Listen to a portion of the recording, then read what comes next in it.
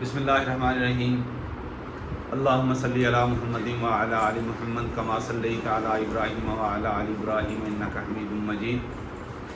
अल्लाहुम्मा बारिक अला मुहम्मदिन व अला आलि मुहम्मद कमा बारिकता अला इब्राहीम व अला आलि इब्राहीम इन्नका हमीदुम मजीद। ला इलाहा इल्ला अंता सुब्हानका इन्नी कुन्तु मिनज़ ज़ालिमीन। रब्बि यस्सिर वला तुअस्सिर वतम्मिम बिल खैर रब्बिरहमहुमा कमा रब्बयानी सगीरा। अब्दुर्रऊफ़ जावेद यूट्यूब चैनल की वसादत से तमाम सुनने वालों और देखने वालों को मेरी तरफ से अस्सलाम वालेकुम।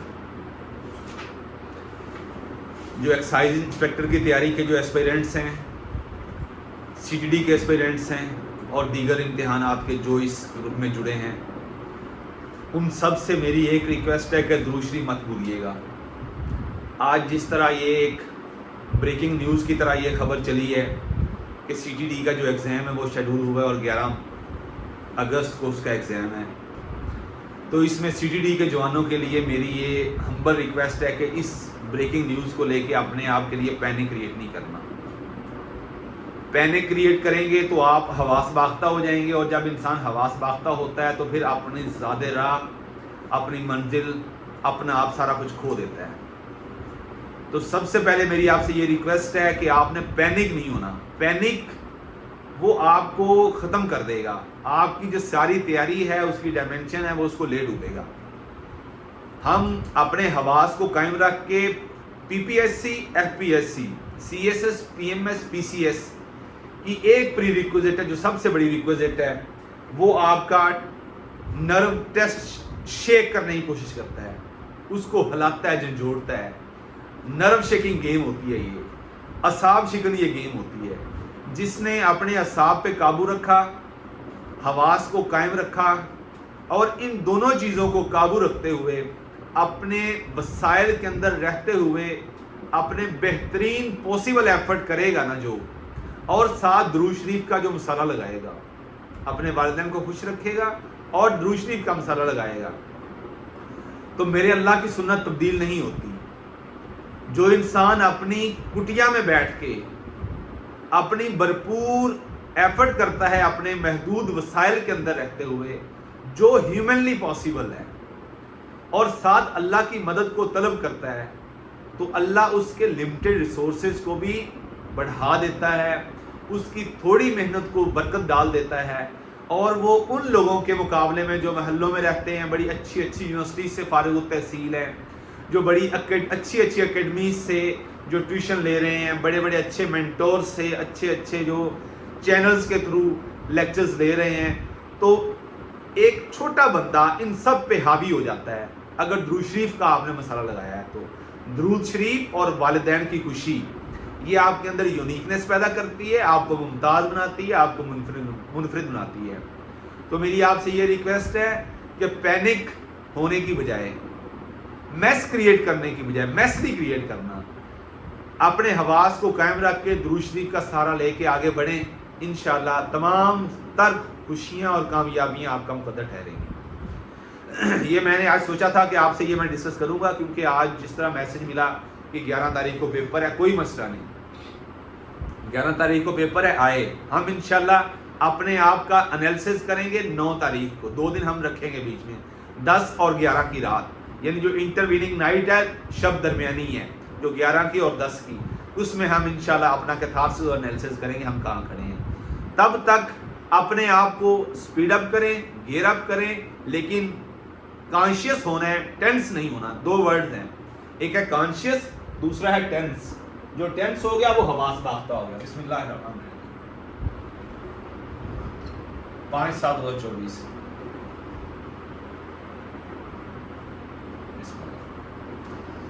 आज मैंने आपसे डिस्कस किया था कि आज हम पाकिस्तान को देखेंगे। पाकिस्तान मेरा और हम सब का पाकिस्तान।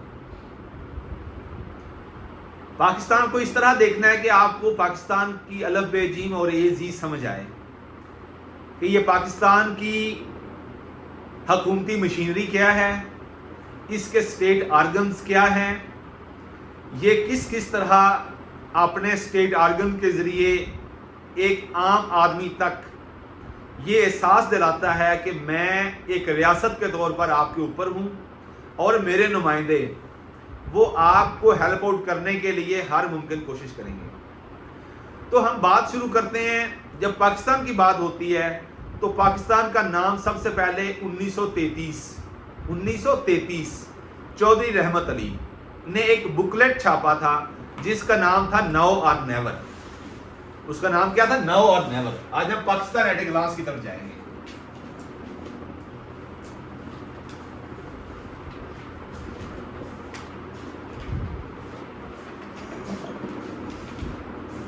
नाउ और नेवर।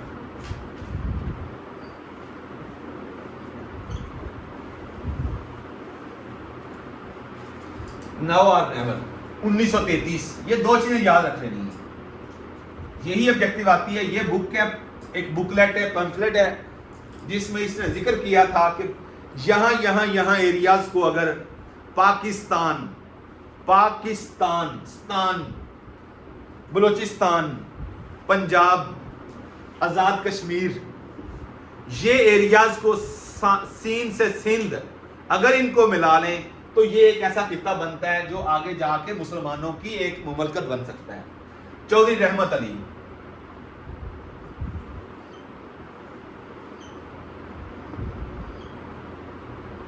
अली। ये इसने एक बुक पॉम्फलेट छापा 1933 के अंदर जिसने पाकिस्तान का नाम तजवीज़ किया गया था। इससे पहले थोड़ा सा हम जाते हैं 1930 में।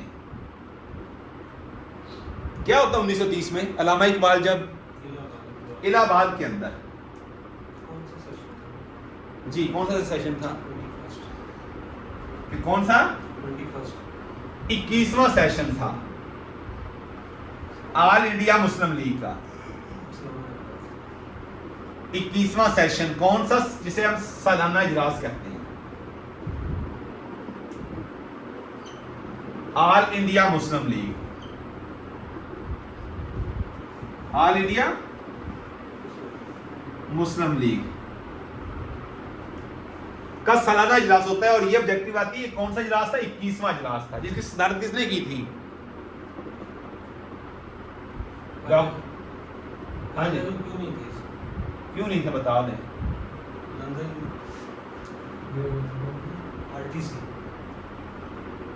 Round table conferences. इस इजलास में यह भी ऑब्जेक्टिव आती है कि कायदे आज़म ने शिरकत की थी या नहीं की थी। 21वें इजलास में कायदे आज़म मोहम्मद अली जिन्ना ने शिरकत नहीं की थी। कायदे आज़म ने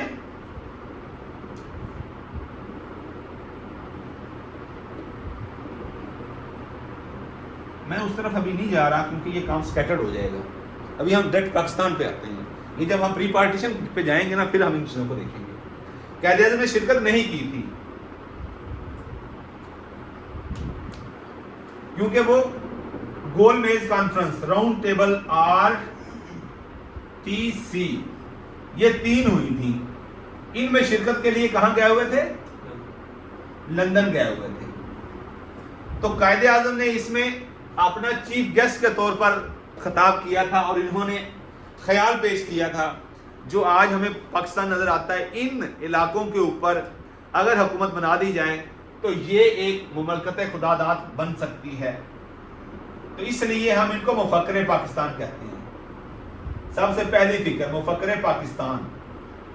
ये फिक्र कब पेश की? 21वें ऑल इंडिया मुस्लिम लीग के 21वें सालाना इजलास के अंदर। ये कहाँ हुआ था नज़ीर खान? इलाहाबाद के अंदर। इसको इलाहाबाद कहना है, अलाहाबाद नहीं कहना। तो यहां से फिर एक हमें वो वजह मिलती है और उसके बाद 1933 में चौधरी रहमत अली ने नाउ और नेवर के अंदर पाकिस्तान का नाम तजवीज़ एग्जैक्टली कर दिया। तो उसी चीज़ को फिर फाइनल बनाया गया और फिर कायदे आज़म के ज़रिए वही चीज़ आगे चली। 1946 के इंतखाबात होते हैं। उसके बाद पाक मुस्लिम लीग ने मेजॉरिटी सीट्स हासिल की मुस्लिम जो कॉन्स्टिट्यूएंसी थी उसके अंदर से। तो 14 और 15 अगस्त की दरमियानी शब 12 बजे और रमज़ान की कौन सी थी? 27वीं रमज़ान की रात थी, 27वीं, जिसमें ये ऐलान हुआ दिस इज रेडियो पाकिस्तान। ये रेडियो पाकिस्तान है। तो पाकिस्तान 14 अगस्त 1947 को मर्ज वजूद में आता है और इंडिया 15 अगस्त 1947 में मर्ज वजूद में आता है। उस टाइम जो पहला वायसराय था आखिरी वायसराय लॉर्ड माउंटबेटन, बरतानिया का ये तकाजा था कि ये जो रियासतें दो अब बन चुकी हैं,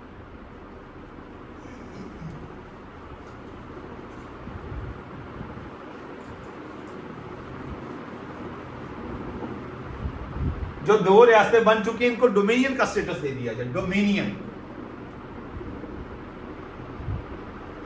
डोमिनियन डोमिनियन यानी आजाद कर दिया, लेकिन ये बरतानवी इक्तदार और उसके जेर असर रहेंगी, बरतानवी जेर असर रहेंगी, बरतानिया के जेर असर रहेंगी। कायद-ए-आज़म ने कहा हूं की डोमिनियंस, लेकिन ये नहीं हो सकता कि अब नुमाइंदा भी जो है इसका वो बरतानिया का ही हो इसके ऊपर।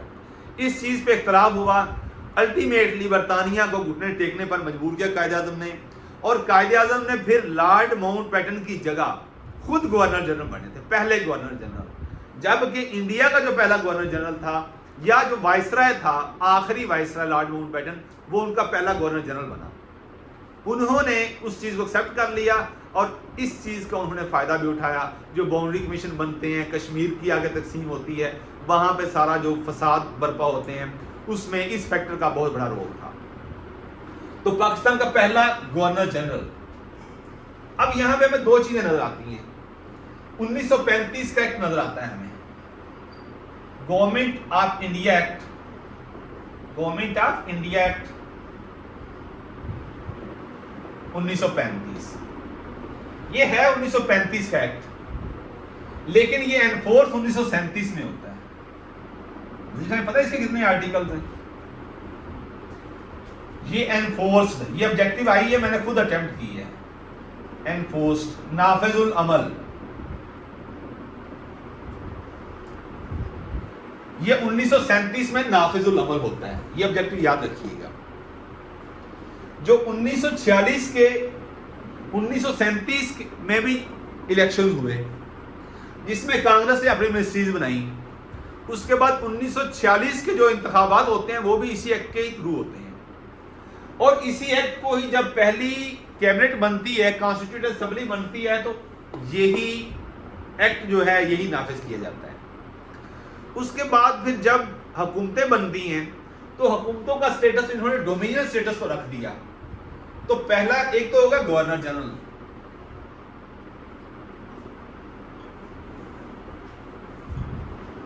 Governor general.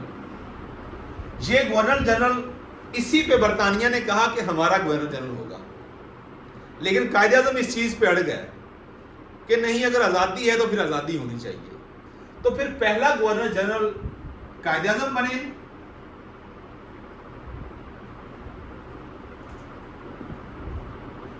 और साथ ही एक दूसरी सीक्वेंस शुरू होती है जिसे हम प्राइम मिनिस्टर कहते हैं। जिसे हम क्या कहते हैं?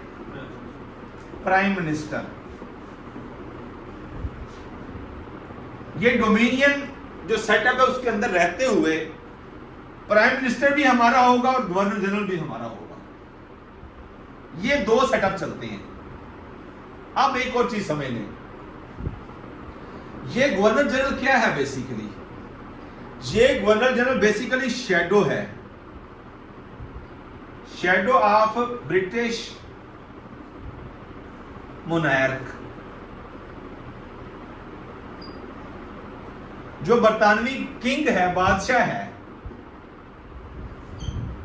उसका सिंबल, उसके सिंबल को शो कर रहा था उस टाइम, उसके सिंबल को शो कर रहा था, किंग को।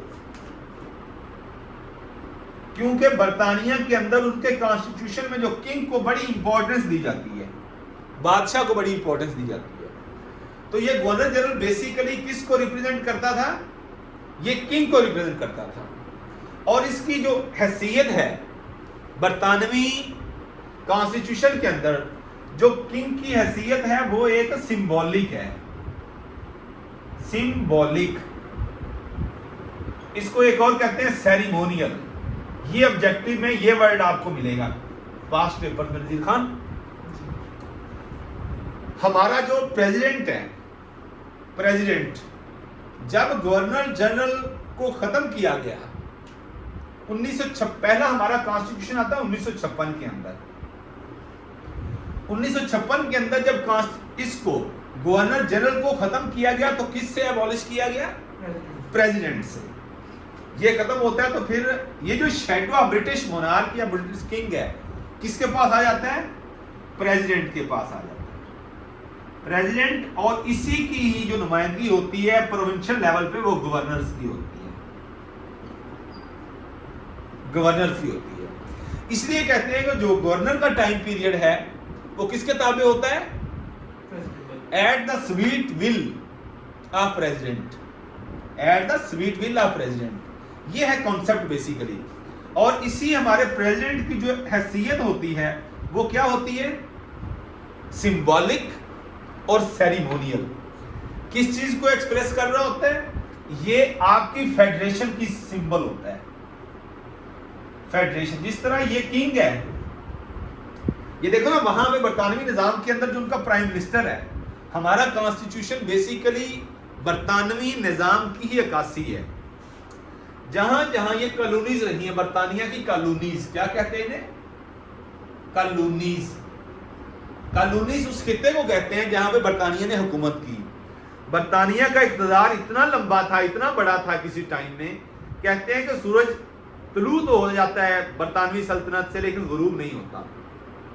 इतना वसी और रीज इसका जो था इक़्तिदार था।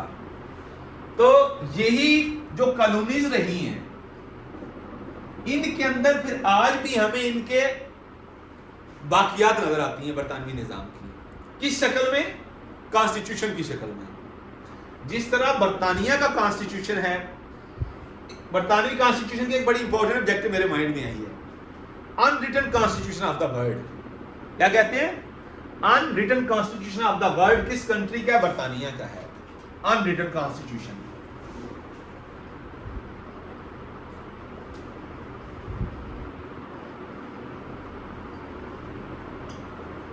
अनरिटन कॉन्स्टिट्यूशन बरतानिया का है। यही अनरिटन कॉन्स्टिट्यूशन मुकामी तौर पर किया है अनरिटन।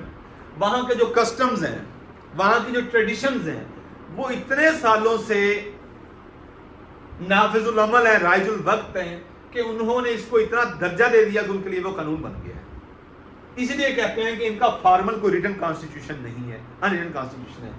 लेकिन जो इनकी कॉलोनीज ठहरी वहां पे इन्होंने कॉन्स्टिट्यूशन रिटन फॉर्म में दिए। हमने जब अपना कॉन्स्टिट्यूशन पहला बनाया वो कौन सा था? 1956 का। नजीर क्या डेट है उसकी? 23 मार्च 1956। ये ऑब्जेक्टिव याद रखिएगा।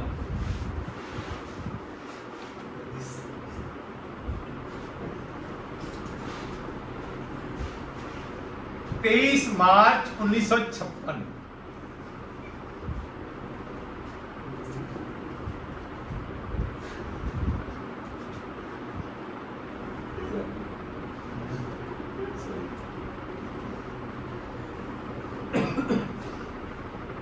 सो ये जो कॉलोनीज थी, कॉलोनीज के अंदर अपना अनरिटन कॉन्स्टिट्यूशन है ऑफ द वर्ल्ड,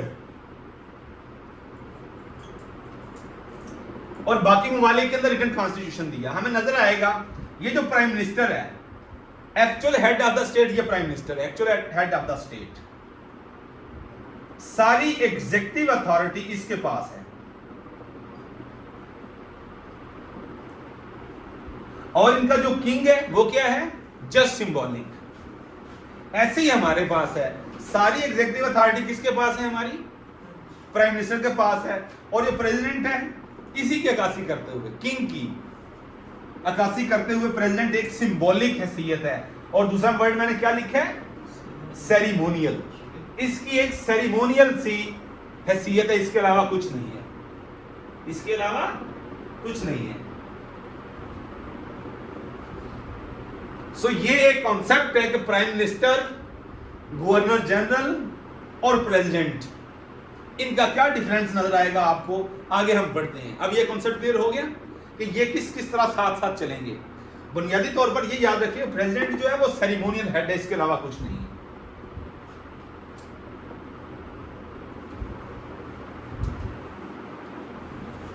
इंतहाई इंटरेस्टिंग चीजें बना के देखो तो आपको ये समझ आ जाएंगी चीजें। अब जब रियासत की बात करते हैं ना हम, अभी मैं कॉन्स्टिट्यूशन की तरफ नहीं जा रहा, जब स्टेट की बात करते हैं, स्टेट रियासत कहते हैं इसे। रियासत किसे कहते हैं? रियासत के कुछ अज्जा हैं, जुज हैं, उसकी एक पॉपुलेशन होती है अपनी। नजीर, और क्या होता है इसका? स्पेसिफिक ज्योग्राफी होती है, और उसकी एक गवर्नमेंट होती है। एक और चीज, और वो जो गवर्नमेंट होती है वो सॉवरन होती है। Sovereign, SOVERIGN, sovereign, EIGN, SOVERIGN, sovereign होती है। इसे सॉवरन कहते हैं जो किसी के कंट्रोल में ना हो। कंट्रोल में ना हो, जो अपनी सारी पावर्स कहां से ले? From public.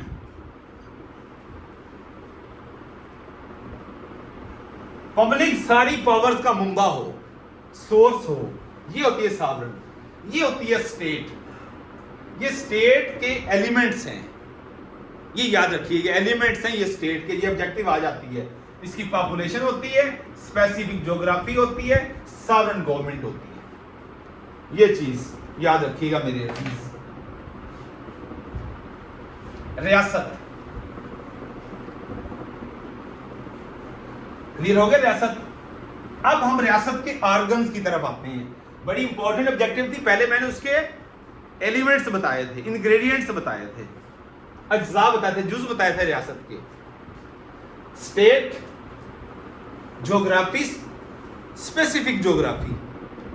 स्पेसिफिक ज्योग्राफी के बाद मैंने क्या बताया? उसकी पॉपुलेशन होती है, और उसकी सॉवरेन एक गवर्नमेंट होती है, इंडिपेंडेंट गवर्नमेंट होती है। तीन ये हो गए। अब स्टेट जो होती है, स्टेट, उसके तीन पिलर्स हैं। तीन पिलर्स हैं उसके। नंबर 1, जीर खान बोलिए। जुडिशरी। Number 2, executive. एग्जेक्टिव नहीं करो दूसरा, इसको लेजिस्लेचर करो। Legislature, legislature. तीसरा, एग्जेक्टिव।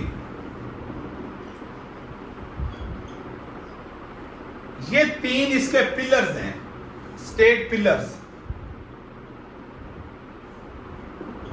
ये चेक करो, उसमें तस्वीर नजर आ रही है, ये इस तरह, इस पेंसिल के साथ।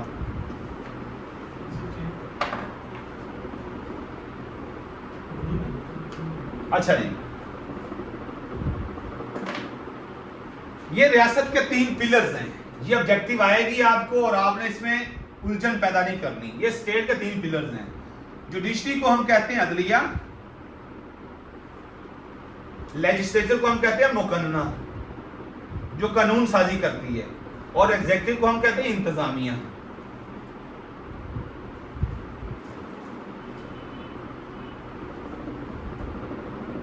ये जो अदलिया है, अब इन तीन पिलर्स को कि एक पिलर दूसरे पिलर के ऊपर ओवरलैप ना करे। क्या ना करे? ओवरलैप ना करे। यानी अदलिया लेजिस्लेचर की पावर्स को सर्व ना करे, इंतजामिया मुकन्ना की पावर को सर्व ना करे। तो जो सिस्टम है जो इन तीनों को एक दूसरे के ऊपर ओवरलैप होने से रोकता है, उसे कहते हैं system of check and balance. आपका कॉन्स्टिट्यूशन ये देता है, system of check and balance. और इसको जो हम कहते हैं, इसको कहते हैं separation of powers. Separation of powers, ये कॉन्सेप्ट है बेसिकली सेपरेशन ऑफ पावर्स का, कि अदलिया मुकन्ना के इख्तियारात में तजावुज नहीं करेगी, मुकन्ना अदलिया के इख्तियारात में तजावुज नहीं करेगी, और इंतजामिया इन दोनों के दरमियान मिडबीट नहीं करने देगी या नहीं करेगी। अब जो ज्यादा उलझन पैदा होती है यहां पे होती है, यहां पे होती है।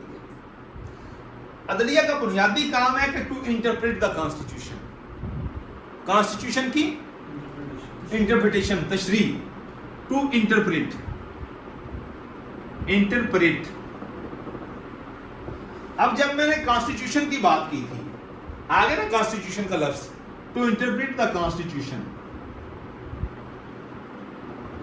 अब ये कॉन्स्टिट्यूशन क्या है? जब हम इन 3 पिलर्स की बात करेंगे ना, ये 3 पिलर्स, इन 3 पिलर्स के दरमियान किस तरह के मामलात होंगे,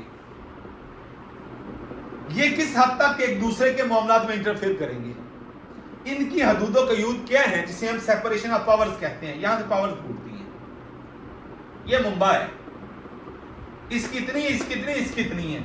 ये किसने देनी है सेपरेशन पावर्स? कॉन्स्टिट्यूशन ने देनी है, आइन ने देनी है। यानी अब ये क्लियर हो गया कि आइन, कॉन्स्टिट्यूशन से कहते हैं।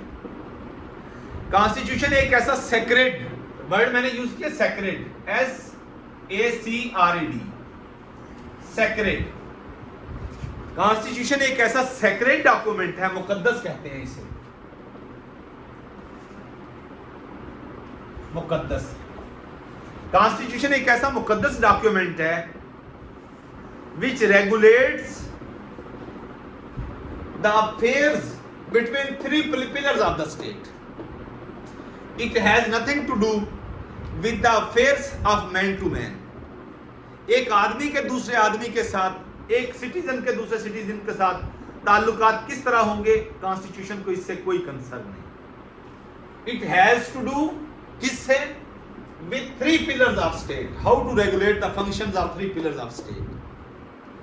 कॉन्स्टिट्यूशन एक ऐसा डॉक्यूमेंट है जो स्टेट के 3 पिलर्स के दरमियान मामलात को देखता है, सेपरेशन ऑफ पावर के जरिए। ये आपका कॉन्स्टिट्यूशन है। अब हम जुडिशरी की बात करें, जब कॉन्स्टिट्यूशन पे आ गए तो हमारे पास जो पहला कॉन्स्टिट्यूशन आता है वो 23 मार्च 1956 को आता है। 23 मार्च 19, ये ऑब्जेक्टिव आती है, when the first constitution of Pakistan was enforced. 1956, 23 मार्च 1956 में आता है। तो हमने कितने साल फिर कॉन्स्टिट्यूशन के बगैर गुजारे? 9 साल। और इन 9 सालों में हमारे 7 प्राइम मिनिस्टर चेंज होते हैं, 7 prime ministers, 7 prime minister change होते हैं। और इंडिया का देख लें आप, इंडिया ने अपना जनवरी 1950 में कॉन्स्टिट्यूशन बना दिया, और पहला प्राइम मिनिस्टर को कितने साल चला? 16 साल चला है। जो मुस्तकिल मिजाजी होती है वो इंसान हो, एक ग्रुप ऑफ पीपल हो, एक खानदान हो, एक घर हो, एक मुआशरा हो, एक रियासत हो, जहां पे मुस्तकिल मिजाजी आ जाएगी तो वो उस रियासत के, उस घर के, उस खानदान के किरदारों पर अपना असर छोड़ेगी। जब ये मुस्तकिल मिजाजी मुआशरों से होती हुई ममालिक और रियासतों तक जाती है तो जो अफराद मुआशरा होते हैं या जो फर्द होता है रियासत का, उनके किरदार को फिर इस तरह पुख्ता कर देती है कि वो समझते हैं कि रियासत क्या होती है, रियासत के अंदर रहते हुए जिम्मेदारियां क्या है। लोगों के अंदर सिविक सेंस आती ही तभी है जब उसने कंटिन्यूटी किसी चीज में देखी हो। सिविक सेंस, ये वर्ड बहुत इंपॉर्टेंट है सिविक सेंस का। मैंने, ये आपकी पेंसिल है, मैंने नहीं चुरानी, यहां पे ये सिग्नल है, मैंने इसको ब्रेक या वायोलेट नहीं करना। पुलिस सामने खड़ी है, जल्दी जल्दी हेलमेट पहन लो, सीट बेल्ट लगा लो, पुलिस को देख के लगाना है। This is absence of civic sense. Police कहती है हेलमेट पहन लो खुदा के लिए, हम नहीं पहनते। हम किसी की 4 लाख की 3 लाख की मोटर बाइक ले लेते हैं, लेकिन हम 800,000 का हेलमेट नहीं लेते। और अब चालान हो रहे हैं ना, कम से कम 2,000 रुपया। सिविक सेंस नहीं है। सिग्नल ब्रेक करना है, वायोलेट करना है, पुलिस देखो, पुलिस ट्रैफिक पुलिस खड़ी कि नहीं, नहीं खड़ी तो जाने दो। ये सिविक सेंस की कमी है।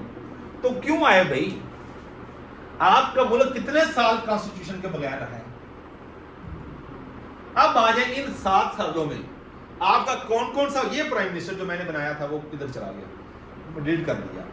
यानी आप, जिस तरह मैंने पहले आपकी बुनियाद रखी कि आपका, अच्छा अब हमारे पास सवाल पैदा होता है कि हमारे पास 56 तक कॉन्स्टिट्यूशन कौन सा था?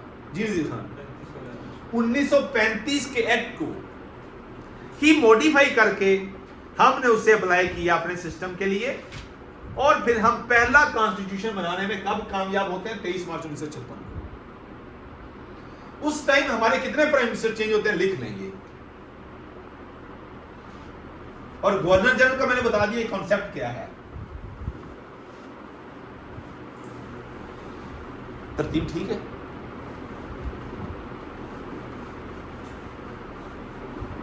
तेईस मार्च 1956 मैंने 2 बताया था, प्रेसिडेंट नहीं है हमारा।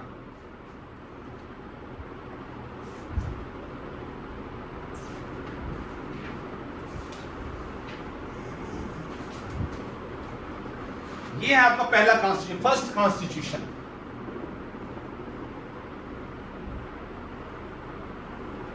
अच्छा दूसरा याद रख लें, ये फर्स्ट का याद रह जाएगा ऐसे रैंडम अगर चलाएं तो। दूसरा आपका है 8 जून 1962, जो कॉन्स्टिट्यूशन के हवाले से ऑब्जेक्टिव आ सकती है। ये सेकंड कॉन्स्टिट्यूशन है आपका।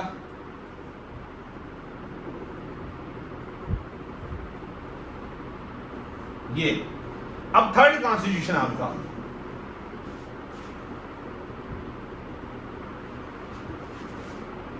चौदह अगस्त 1973। 1973 को नाफिजुल अमल होते हैं, ये याद रख लें। ये मैंने ऐसे रैंडम बताया कि बात चीजें सीक्वेंस वाइज भूल जाती हैं, ये रैंडम आपको याद रह जाए।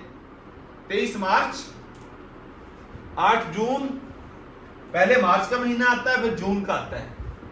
23 मार्च भी इंपॉर्टेंट है। 23 मार्च 1940 को मुस्लिम लीग का इजलास होता है ना, 23 मार्च 1940 को लाहौर के अंदर।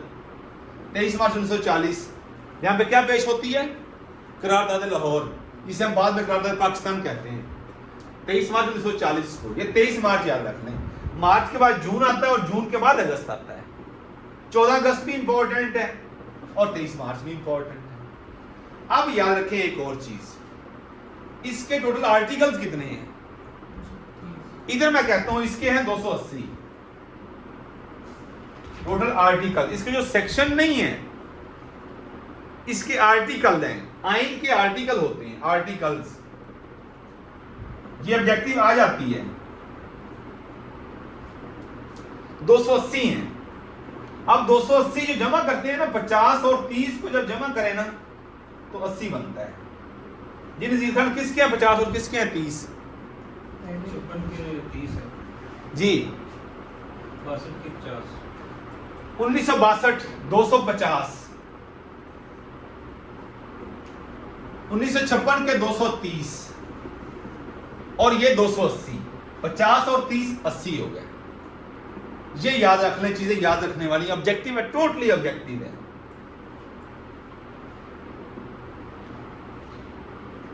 अब एक और चीज है, ये जो आपको 1973 का जो कॉन्स्टिट्यूशन है, ये वफाकी पार्लिमानी निजाम मुतारिफ करवाता है। वफाकी पार्लिमानी निजाम, जिसमें आपका प्राइम मिनिस्टर जो है वो हेड होता है।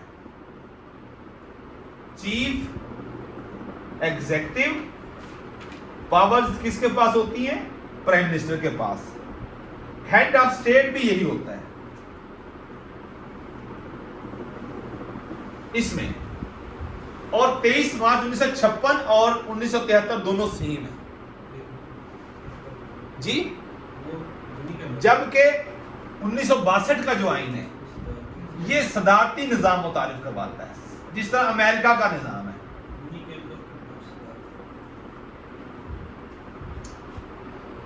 ये हमारी जो पार्लियामेंट थी ये यूनिकैमरल थी 62 की, यज्ञवानी मुकन्ना थी। क्या कहते हैं उसे? यज्ञवानी मुकन्ना।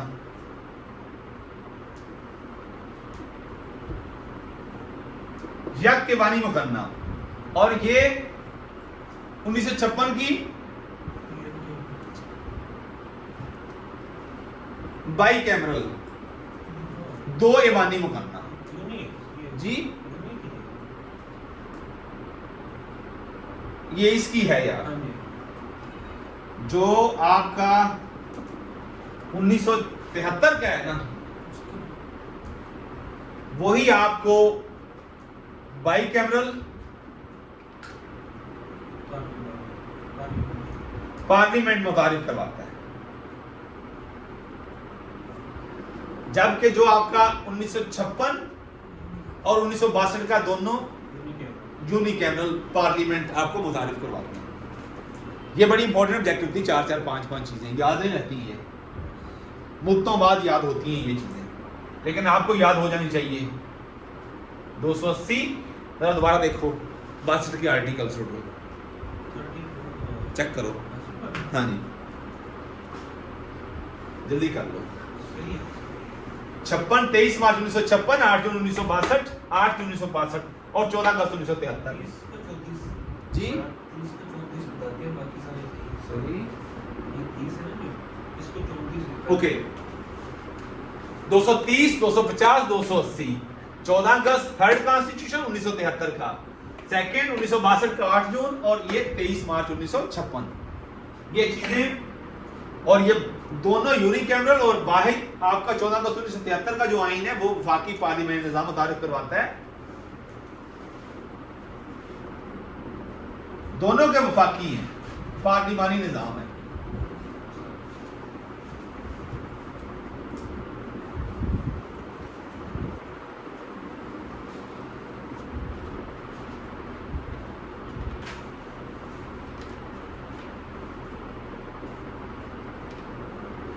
जी अब आ जाए, जब हमने कॉन्स्टिट्यूशन की बात की, हमारा कौन से पहला बनता है 23 मार्च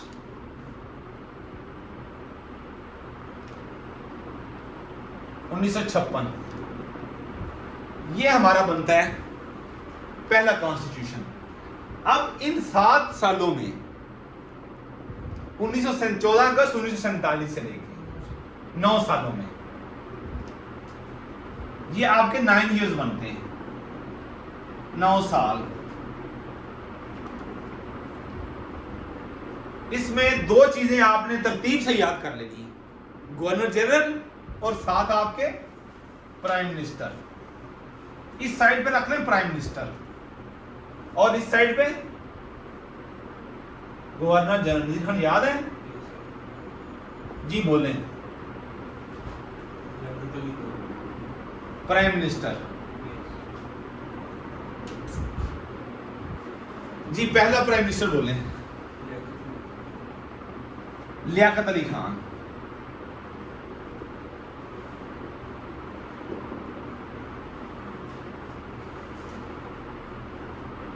चौदह अगस्त 1947 से लेकर 17 अक्टूबर 1951 पहला लियाकत अली खान है। ये 16 का 17 16 को डेथ हुई है, 16 अक्टूबर, और 17 को दूसरा बनता है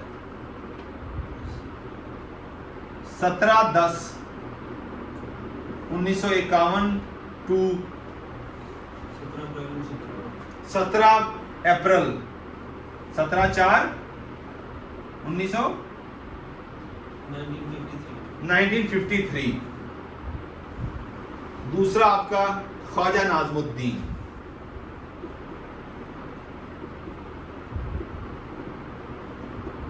दो हो गए। तीसरा आ जाएंगे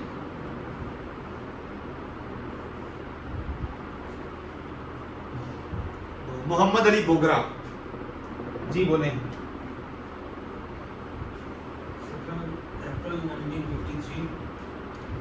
17/4/1953 यही 12 अगस्त 1955 17/4/1953, 12/8/1955, 12/8/1955, 3 हो गए जी। कितनी बदकिस्मती है, कैसे बारियां बदल रही हैं जी। लस्ट ऑफ पावर्स जी इस पर डिबेट करते हैं। 12/8/1955,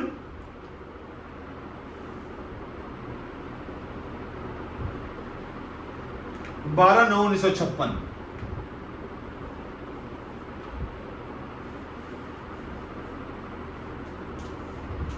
चौधरी मोहम्मद अली,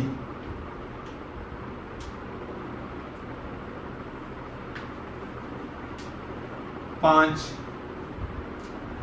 12/9/1956,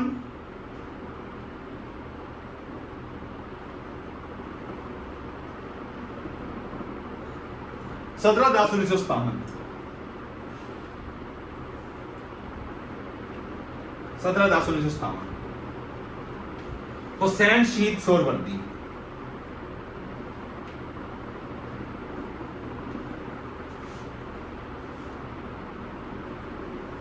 वर्दी। अब आए इधर लिख लें 5, 6, हुसैन शहीद सोरवर्दी के बाद 17/10/1957,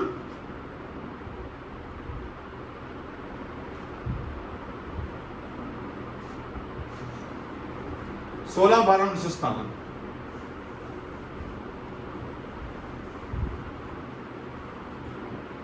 इब्राहिम इस्माइल चंद्रीगर, इसको इब्राहिम इस्माइल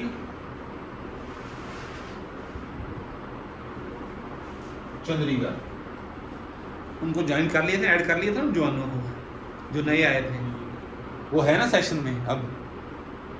ओके 7वां 16/12/1957,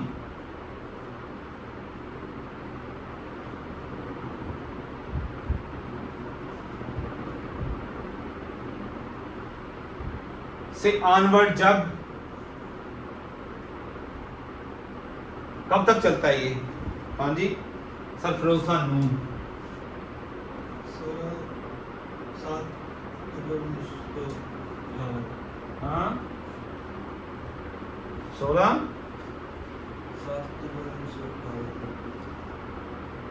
7 अक्टूबर 10/1958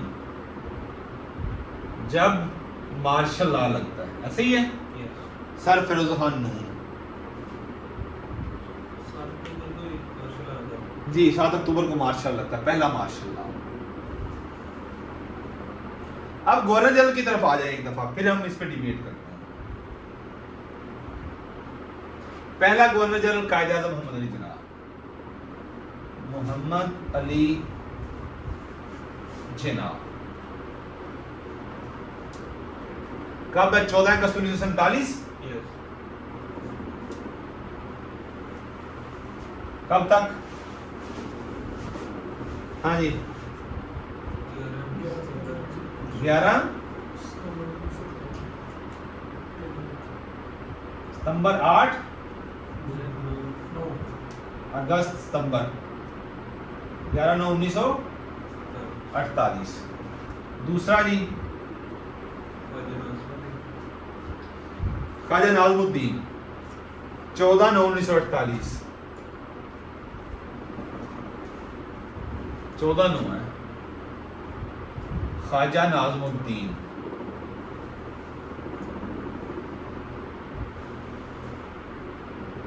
14/9/1948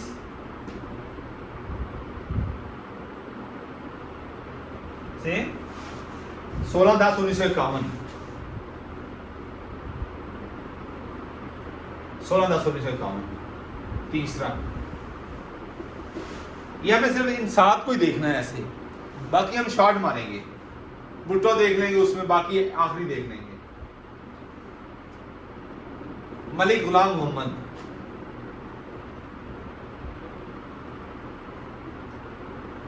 मलिक गुलाम मोहम्मद 19/10/1951। ये आपको जुबानी याद होनी चाहिए। ये 19/10/1951 से 5/10/1955।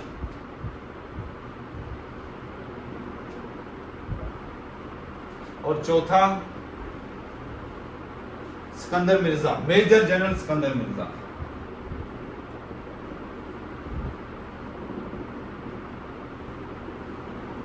Major general Sikandar Mirza. हाँ जी, 6/10/1955, 6/10/1955 से कब तक है? 22/3/1956 तक।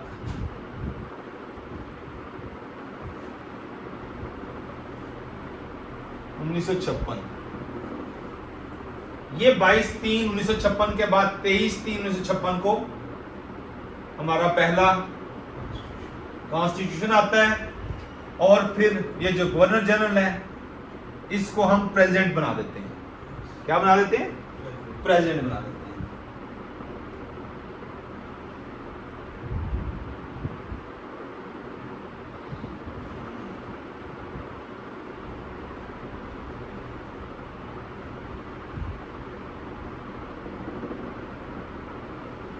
अब जी देखें इनमें, अब इसमें देखें कि लॉन्गेस्ट पीरियड किसका है और शॉर्टेस्ट पीरियड किसका है। अब इन दोनों यूनिट्स के दरमियान टसल चलती है। जिस तरह प्रेसिडेंट के पास पावर थी 57(2)(b), 57(2)(b, ये हमारे 1973 के आइन का एक आर्टिकल है। इसके मुताबिक सदर जो है वो असम्बलियां तोड़ देता है, अब नहीं तोड़ सकता 17वीं तरमीम के बाद। हाँ जी, अब नहीं तोड़ सकता। तब गवर्नर जनरल के पास इख्तियार था कि अगर वो चाहे कि मुल्की हालात इस कदर खराब हो चुके हैं तो वो जो असेंबली है उसको डिसॉल्व कर देता था, असेंबलीज को डिसॉल्व कर देता था। इसीलिए जब भी मामला खराब हुए तो गवर्नर जनरल ने प्राइम मिनिस्टर को कहा कि अपने हालात ठीक करें। जब इन दोनों की आपस में टसल पैदा हुई तो अल्टीमेटली इसने फिर जाके असेंबली तोड़ दी। जो सबसे पहले आपकी असेंबली टूटती है वो किस साल में टूटती है? भाई गुलाम मोहम्मद साहब ने ये काम किया। उस टाइम जो स्पीकर था 1954 में वो था मौलवी तमीजुद्दीन। इसने असेंबली तोड़ दी तो इसने कहा, उस टाइम ख्वाजा नाज़मुद्दीन साहब थे जी, ख्वाजा नाज़मुद्दीन साहब थे प्राइम मिनिस्टर। इसके साथ मामला इसके बिगड़े जी। क्या फरमा रहे हैं? अच्छा, तमीजुद्दीन स्पीकर था असेंबली का। इसने जब असेंबली तोड़ी तो ख्वाजा साहब शरीफ आदमी थे जो प्राइम मिनिस्टर थे, लेकिन मौलवी साहब जो थे बड़े तेज बंदे थे। उन्होंने पेशावर हाई कोर्ट के अंदर रिट की। तो फिर पेशावर हाई कोर्ट ने उस टाइम, अभी जब हम जुडिशरी के जजेस को देखेंगे तो उन्होंने कहा कि गवर्नर जनरल साहब गुलाम मोहम्मद ने गलत असेंबली डिसॉल्व की है, तो उसने फिर इस असेंबली को रिस्टोर किया था। वो वेरी फर्स्ट हमारी कॉन्स्टिट्यूशन असेंबली डिसॉल्व की गई 1954 में। मौलवी तमीजुद्दीन केस बहुत इंपॉर्टेंट है। हाँ जी, इसमें चेक कर लें जरा। वो बेसिकली पेशावर ने कर दिया था, लेकिन आगे जाके उन्होंने गवर्नमेंट ने फिर अपील दायर की, इन्होंने पेशावर हाई कोर्ट ने कर दिया। फिर उस टाइम जो कोर्ट थी वो फेडरल कोर्ट थी, सुप्रीम कोर्ट जिसे कहते हैं। तो सुप्रीम कोर्ट ने फिर इस पेशावर हाई कोर्ट के इस फैसले को नलेफाई कर दिया। नलेफाई, NULLI। और उन्होंने एक उसूल दिया जो बहुत ज्यादा क्रिटिसाइज हुआ बाद में। उन्होंने जो उसूल दिया था उसको नाम दिया था doctrine of necessity. Doctrine of necessity. अब आपको यह भी याद रखना है कि इन पीरियड में जस्टिस कौन था जी, वो आता हूं मैं उस साइड। जस्टिस मुनीर, भाई मुनीर ने बड़े काम खराब किए। उन्होंने ये कहा कि जरूरत नजर, इसको उर्दू में कहते हैं नजरिया जरूरत, डॉक्ट्रिन ऑफ नेसेसिटी को नजरिया जरूरत।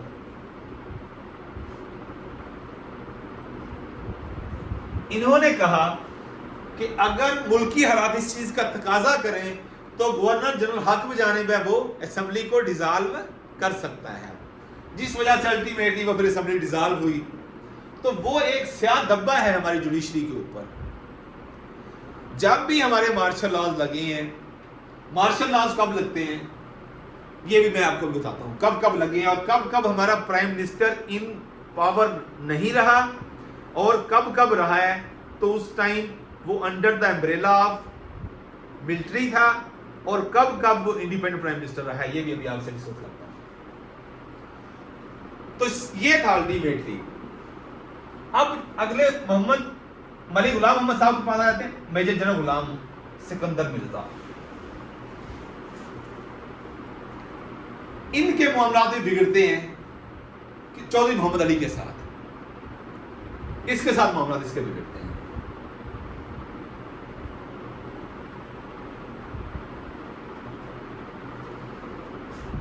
मोहम्मद अली ने और हुसैन शीर सोहरवर्दी ने, इन दोनों ने इन्हें समझाया सिकंदर मिर्जा साहब को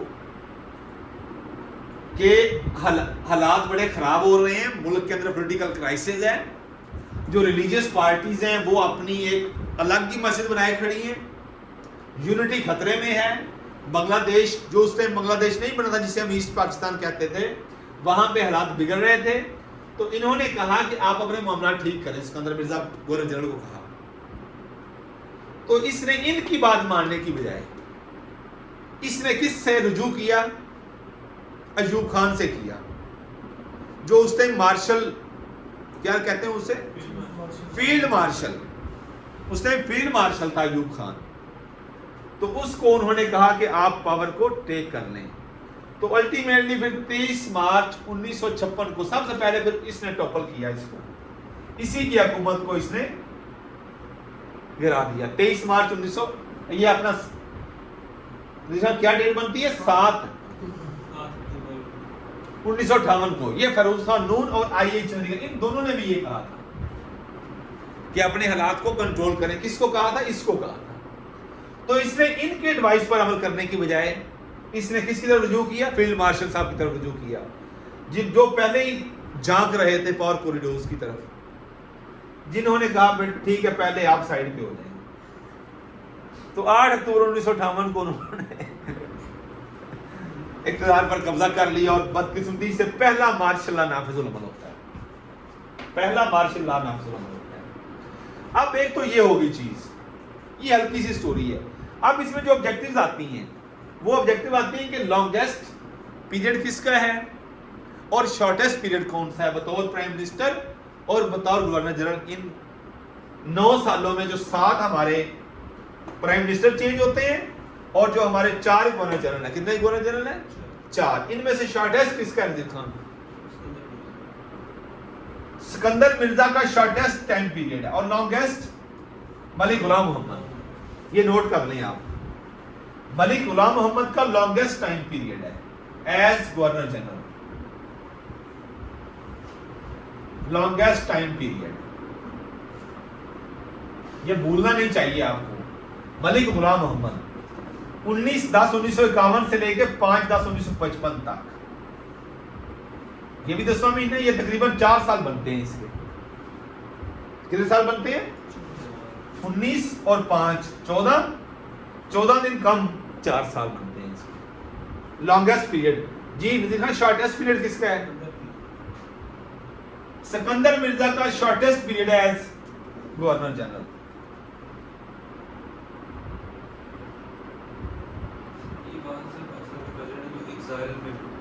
जी, एक तो इसका शॉर्टेस्ट टाइम पीरियड है, दूसरी यूनिकनेस ये है कि ये आखिरी गवर्नर जनरल और फर्स्ट प्राइम मिनिस्टर भी यही है, फर्स्ट प्राइम मिनिस्टर भी यही है। जी फर्स्ट प्रेसिडेंट है ना, आखिरी गवर्नर जनरल और फर्स्ट प्राइम मिनिस्टर ये है। और सॉरी मैं क्या कह रहा हूँ, फर्स्ट प्रेसिडेंट, आखिरी लास्ट गवर्नर जनरल और फर्स्ट प्रेसिडेंट ये है आपका सिकंदर मिर्जा। और सिकंदर मिर्जा बाद में ये एग्जाइल में इसे भेज दिया था। कहां भेज दिया था? एग्जाइल। एग्जाइल किसे कहते हैं? जला वतन, मुल्क बदल कर देना, मुल्क बदल, इसको मुल्क बदल कर दिया गया था। बड़ा काम किया था इसने ना। हाँ जी जी। और इसे ईरान भेज दिया था। फिर फौज भी कहां होता है? तेहरान में फौज होता है। और दफन कहां होता है? उधर ही तेहरान में। और 1969 में इसकी डेथ होती है।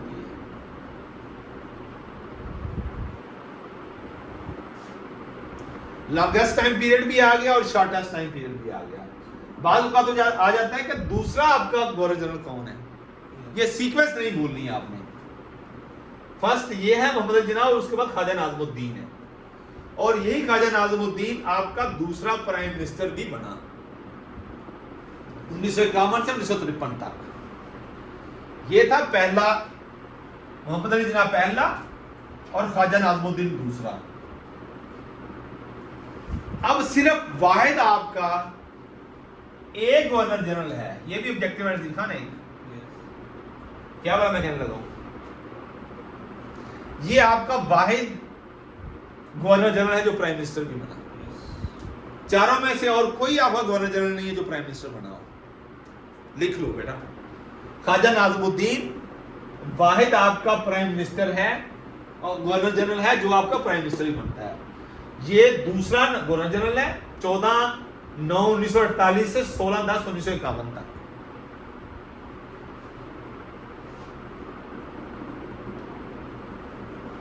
और ये प्राइम मिनिस्टर कब बनता है? 17/10/1951 से 17/4/1953 तक। ये आपकी यूनिकनेस होगी। पहला आपका गवर्नर जनरल कौन है? मोहम्मद अली जिन्ना। दूसरा ख्वाजा नाज़मुद्दीन। और दूसरा गवर्नर जनरल ख्वाजा नाज़मुद्दीन आपका क्या है? प्रेसिडेंट और गवर्नर जनरल दोनों। प्रेसिडेंट नहीं, गवर्नर जनरल। गवर्नर जनरल भी है और प्राइम मिनिस्टर भी है। पानी दे दें।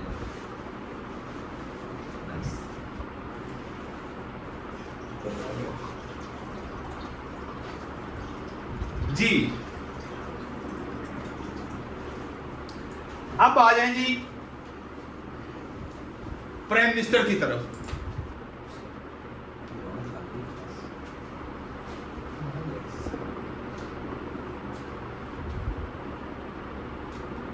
ठीक है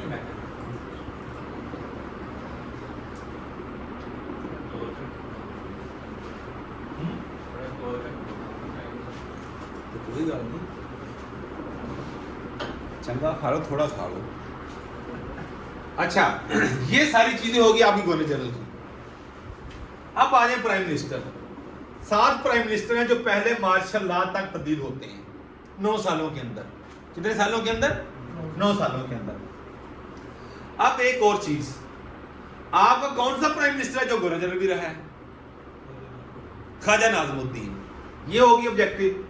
अब लॉन्गेस्ट और शॉर्टेस्ट प्राइम मिनिस्टर कौन सा है आपका इन 7 प्राइम मिनिस्टर्स में से? सीक्वेंस आपने यही याद रखनी है, लियाकत अली खान की, उसके बाद दूसरा आपका ख्वाजा नाज़मुद्दीन है, मोहम्मद अली बोगरा है, चौधरी मोहम्मद अली और शमशीर सोहरवर्दी है। इब्राहिम आई चुंदरीगर भी से कहते हैं, आई चुंदरीगर कहते हैं। और उसके बाद सरफरोज खान नून है।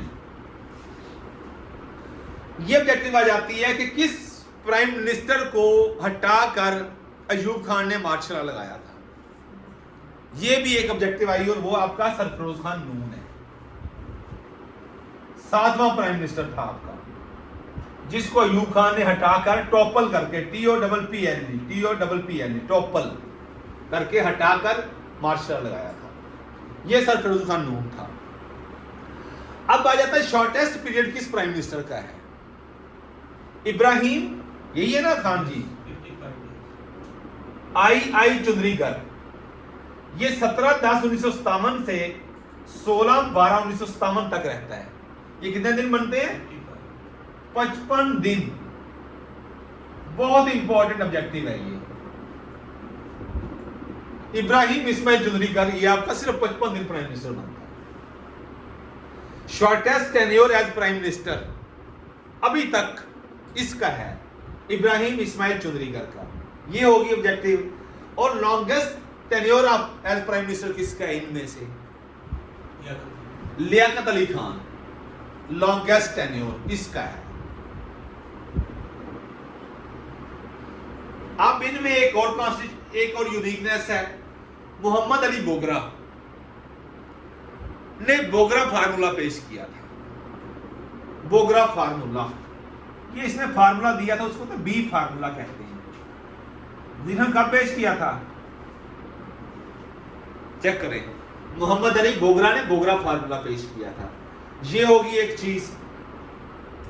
तीसरी चीज, जब 1956 का कॉन्स्टिट्यूशन पेश किया गया 23 मार्च 1956 में, तो उस टाइम कौन प्राइम मिनिस्टर था? ये ऑब्जेक्टिव आती है। चौधरी मोहम्मद अली था उस टाइम। ये याद रख लें।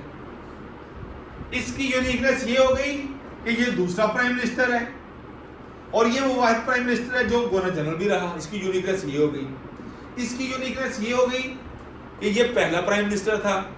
कहां इसका मर्डर हुआ था? नजीर खान, लियाकत बाग के अंदर। कंपनी बाग उसे कहते थे पहले, अब उसे लियाकत बाग कहते हैं, लियाकत बाग की शर्त की वजह से। पहले उसे कंपनी बाग कहते थे, लियाकत बाग या कंपनी बाग। इसकी ये 7 अक्टूबर 1953, अक्टूबर नवंबर दिसंबर 7-10-1953। बहुत इंपॉर्टेंट ये ऑब्जेक्टिव है। मोहम्मद अली बोगरा तीसरा प्राइम मिनिस्टर है आपका। उसने बोगरा फार्मूला पेश किया था। और कब पेश किया था? 7 अक्टूबर 1953 में बोगरा फार्मूला पेश किया था। ठीक हो गया। अगला ये आपका चौथा प्राइम मिनिस्टर है जिसके दौर में 1956 का आईन नाफिजुल अमल किया गया। सेकेंड, ये ऑब्जेक्टिव आपके फिंगर टिप्स पे हो, कोई कंफ्यूज नहीं होना। अब हुसैन शीट सोहरावर्दी पे आ जाए। खान, इसकी यूनिकनेस क्या है? नहीं पता? हुसैन शीट सोहरावर्दी आपका पहला प्राइम मिनिस्टर है जिसने किस मुल्क का दौरा किया था? चीन का किसने दौरा किया था? आपको नहीं पता? डोंट टेल मी कि आपको नहीं पता। हुसैन शीट सोहरावर्दी ये सबसे पहले प्राइम मिनिस्टर था जिसने चाइना का दौरा किया था। और उस टाइम चाइना का जो प्राइम मिनिस्टर था उसका नाम क्या था? ये नाम कहिए, मुझे नहीं पता। चू एन लाई प्राइम मिनिस्टर था। और सदर कौन था उनका? नजीर खान, माओ जेतंग। ठीक, वो प्रेसिडेंट था। ये याद रख लें, हुसैन शीट सोहरावर्दी। ठीक हो गया। अब आ जाए इब्राहिम इस्माइल चुंदरीकर का। मैंने आपको बता दिया इसकी यूनिकनेस ये है कि इसका शॉर्टेस्ट टेन्योर है, shortest tenure as prime minister.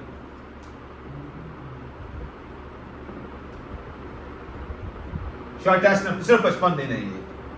और सरफरोज खान नून आपका आखिरी प्राइम मिनिस्टर है, 7वां प्राइम मिनिस्टर, जिसके दौर में जिसको अयूब खान ने हटाकर मार्शल लॉ लगाया था। अब हम जुडिशरी की बात कर रहे थे, हमने आइन की बात भी कर ली, हमने ये पहले आपके 7 प्राइम मिनिस्टर भी पढ़ लिए। अब इन 7 ये आपका जो टाइम पीरियड है, इनमें कौन कौन सा चीफ जस्टिस आया? नजरिया जरूरत के हवाले से बहुत इंपॉर्टेंट है आपका। देखिए डॉक्टर नेसेसिटी किसने कब पेश किया था वो देख लें। इसमें कौन कौन से आपके चीफ जस्टिस आए हैं वो देख लें। पहला, दूसरा, तीसरा, ये बड़े इंपॉर्टेंट है। उनमें से सबसे ज्यादा इंपॉर्टेंट 2-3 है। उनमें से एक AR कॉर्नेलियस है, बहुत इंपॉर्टेंट है। शहाबुद्दीन, नसीम खान, मौलवी मुश्ताक, ये बहुत इंपॉर्टेंट है। तारीख के जब उराक हम देखते हैं तो उनमें इनके नाम बड़े डट के आते हैं सामने, बड़े बड़े नामों में ये नाम। उनमें से एक ऐसा भी आएगा जिसने जुल्फकार अली भुट्टो के डेथ वारंट पर साइन किए थे? कौन था प्राइम मिनिस्टर? कौन सा चीफ जस्टिस था जिसने? जी, डोंट टेल मी कि आपको भी याद नहीं। ये भूलना नहीं अब आपने, आज पता चल जाएगा इंशाल्लाह। स्पेशल जब मैंने ये नोट किया था मैंने कहा नज़ीर से पूछूंगा। कुछ चंद ही चीजें होती हैं जो नज़ीर को ना पता हो। ऐसे है कि नहीं? ये बड़ी इंपॉर्टेंट चीज है। तस्वीर बनानी थी यार इनकी, वैसे रिकॉर्ड हो रही वीडियो? चलो, ये बड़ा अच्छा हो गया। इस तरह आप ग्राफ बना लें और इनको डेली याद करें। जिसने ये 7, 8, 9 साल तैयार कर लिए ना, उसके 10 ऑब्जेक्टिव निकल सकते हैं। जी खान, रिपीटेड यहां से आपको क्वेश्चन नजर आएंगे। शॉर्टेस्ट लॉन्गेस्ट प्राइम मिनिस्टर कौन था जो गवर्नर जनरल भी रहा? गवर्नर जनरल कौन था जो प्राइम मिनिस्टर रहा? ये सारी चीजें आ जाएं। क्या कह रहे हो?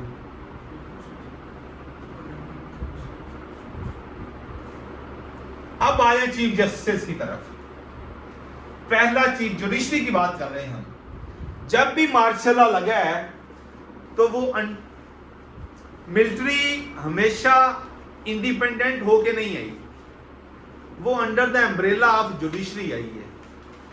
उसने चीजों को पहले लीगलाइज करवाया है। कोई ऐसा काम मिलिट्री ने नहीं किया जो इलीगल हो। उन्होंने पहले चीजों को लीगलाइज करवाया है।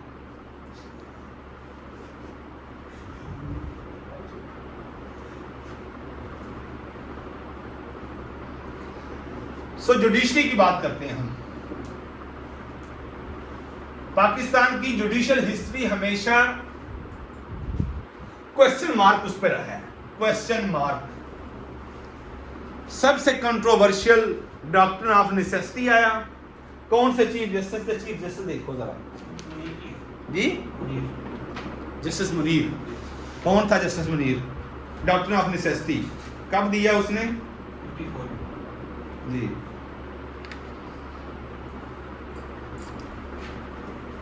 पहला चीफ जस्टिस तो नजीर आपको याद है, sir Abdul Rashid, first chief justice of Pakistan. Chief justice of Pakistan कौन है? Sir Abdul Rashid first. ये चीफ जस्टिस सारे में कहूंगा। First sir Abdul Rashid.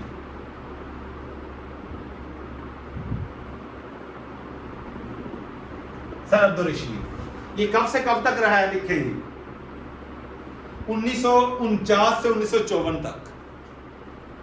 1949 से 1954 तक ये रहा है। ये याद रखना है। ये तो सबको याद हो 1949 से है, ये नहीं याद रहता कि 1954 से है। तो बहुत से लोगों को ये याद रह जाता है कि हमारा पहला चीफ जस्टिस कौन था, तो ये है सर अब्दुल रशीद। लेकिन जब कमीशन पूछता है कि दूसरा चीफ जस्टिस कौन था तो भूल जाते हैं। है कि नहीं ऐसे? तो इसलिए दूसरा रखें याद। Second chief justice justice Munir, most controversial chief justice ever in history of judiciary. Justice Munir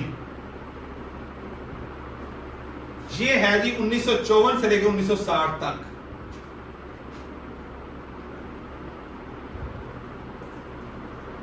अब यहां पे एक और ऑब्जेक्टिव ज़हन में आपके होनी चाहिए। उस टाइम प्राइम मिनिस्टर भी था, तो सर अब्दुल रशीद से किसने हल्फ लिया था? कायदे आज़म मोहम्मद अली जिन्ना ने हल्फ लिया था। टुक ओथ, ओथ कहते हैं took oath. Who took oath, oath of office as chief justice? Quaid-e-Azam Mohammad Ali Jinnah ने लिया था। अब दूसरा आ जाए जी जस्टिस मुनीर। जस्टिस मुनीर से किसने हल्फ लिया था? मलिक गुलाम मोहम्मद ने। मलिक गुलाम मोहम्मद ने हल्फ लिया था 1951 से 1955 तक। 1951 से 1955 तक है ये इसका टाइम पीरियड बतौर गवर्नर जनरल। जी इसने इससे ये ऑब्जेक्टिव आ जाती है। किसने हलफ लिया? गुलाम मोहम्मद ने। पता था पहले? शुक्र है आपको नहीं पता। जस्टिस मुनीर होगा दूसरा। तीसरा आ जाए जी अब। मोहम्मद बहुत इंपॉर्टेंट है, मोहम्मद शहाबुद्दीन। मोहम्मद शहाबुद्दीन। मोहम्मद शहाबुद्दीन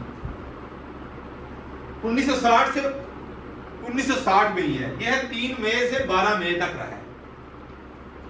3 मई से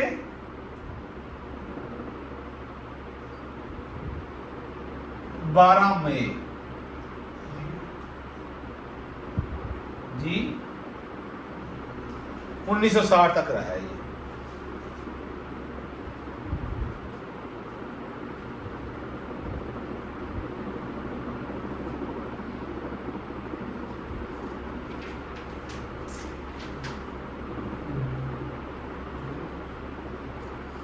फोर्थ चीफ जस्टिस, बहुत इंपॉर्टेंट चीफ जस्टिस है ये।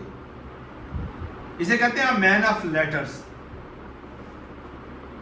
A.R. कॉर्नेलियस। बहुत बड़ा नाम है, पूरा नाम याद रखना, ये अक्सर पूछ लेते हैं। Alvin Robert, ALVIN, Alvin Robert Cornelius, CORNELIUS।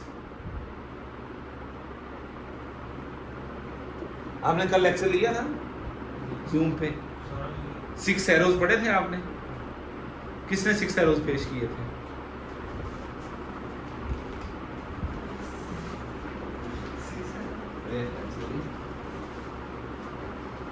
पता से नहीं पता। A.R. Cornelius, A.R. कॉर्नेलियस ये 4th चीफ जस्टिस है आपका। 4th चीफ जस्टिस 1960 से 1968 तक। 1960 से 1968 तक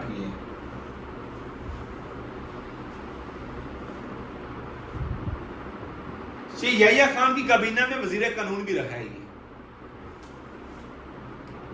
ये 6 एरो बहुत इंपॉर्टेंट बात बताई थी आप। याहिया खान की काबीना में वजीर कानून भी रहा।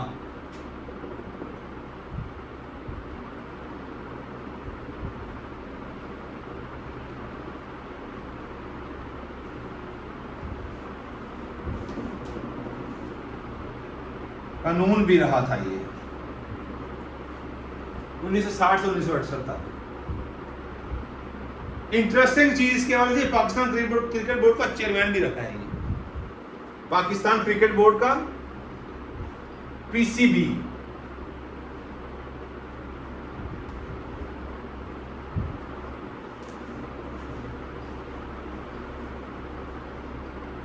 चेयरमैन भी रहा है ये 1949 से 1953 तक। 1949 से 1953 तक। और ये PCB ने ICC को कब ज्वाइन किया था नजीर खान? 1952 में। हम ICC के मेंबर 1952 में बने थे। और ये PCB बनाया कब है, फाउंडेड, ये तो बता दो? 1949 में। और हम कब गए ICC के कैंप में? 1952 में।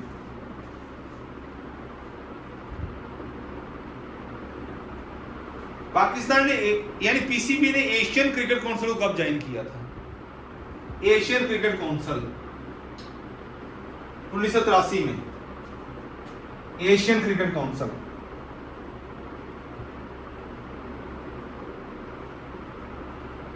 काउंसिल 1983 में बनी भी 1983 में ही थी Asian cricket council. Asian cricket council का कहां है हेडक्वार्टर? जी UAE। 27 मेंबर्स हैं एशियन क्रिकेट काउंसिल के। 27 मेंबर्स। और इसका हेडक्वार्टर कहां है? UAE दुबई के अंदर। ये जिम्नन आ गया, बोलना नहीं है, ऐसे चीजें रैंडम एवं फंसा लिया करो। तो बीच में ये पढ़ा था, ये हमने किसका, AR Cornelius, Alvin Robert Cornelius, AO Hume भी पढ़ेंगे हम, उसका नाम भी ऐसे ही रट लेना है, AR कॉर्नेलियस। ये आपका चौथा चीफ जस्टिस था 1960 से 1968 तक। और जस्टिस मुनीर वो जस्टिस था दूसरा जिसके दौर में पहला मार्शल लॉ लगा था। ये भूलना नहीं है। ये देखें, ये है दूसरा, second chief justice, justice Munir, जिसके दौर में पहला मार्शल लॉ लगा था 7 अक्टूबर 1958 में। अच्छा जी, और ये तो यह चीज हो गई। दूसरी इंपॉर्टेंट चीज, जो पहली आपकी कानून साज असेंबली, कॉन्स्टिट्यूशन असेंबली जो डिसॉल्व की थी, और उसके बाद पेशावर हाई कोर्ट ने मौलवी तमीजुद्दीन के हक में फैसला दिया, तो फिर गवर्नमेंट ने उसको चैलेंज कहां किया, फेडरल कोर्ट में किया। तो जस्टिस मुनीर साहब उस टाइम चीफ जस्टिस थे, तो उन्होंने उसको, उस एक्शन को, गवर्नर जनरल के उस एक्शन को लीगलाइज करार दिया था, और उन्होंने अपना डॉक्ट्रिन पेश किया था, जिसे डॉक्ट्रिन ऑफ नेसेसिटी कहते हैं। तो क्वेश्चन आ जाता है कि डॉक्ट्रिन ऑफ नेसेसिटी किसने पेश किया था? जस्टिस मुनीर ने पेश किया था।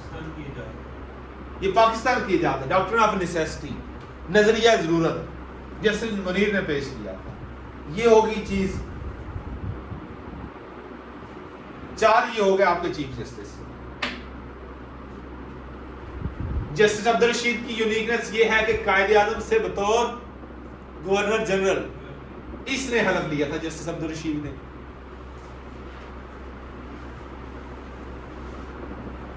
यार ये मिटाओ ना,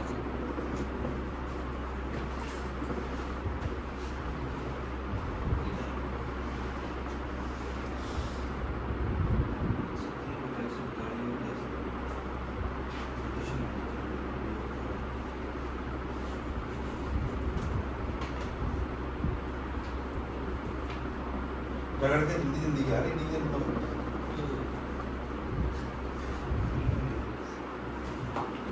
शाबाश शाबाश जल्दी, बस बस शुरू करते हैं यार।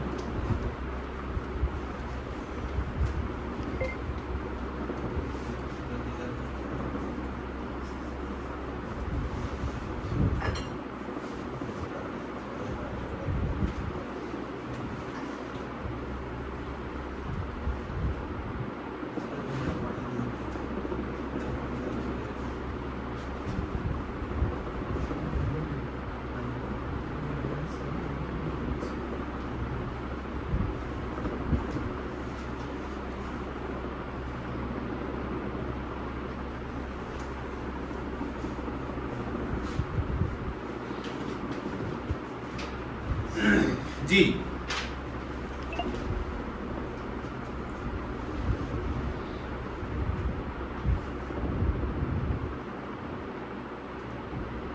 और हमारे पीसीबी का मौजूदा चेयरमैन कौन है? पीसीबी का, जिसे हम कहते हैं कि 1949 में बना पीसीबी, मोहसिन रजा नकवी साहब हैं करंट चेयरमैन।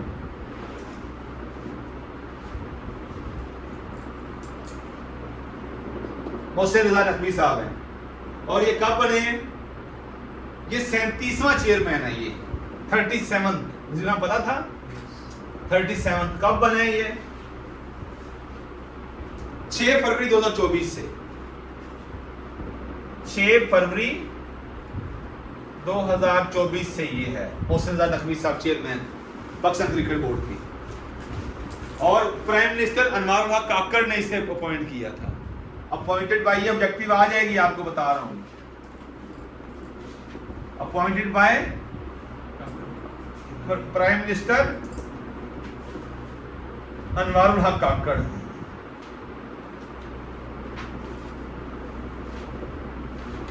इसने अपॉइंट किया था, और 11/3/24 को ठीक एक महीने बाद 11/3/24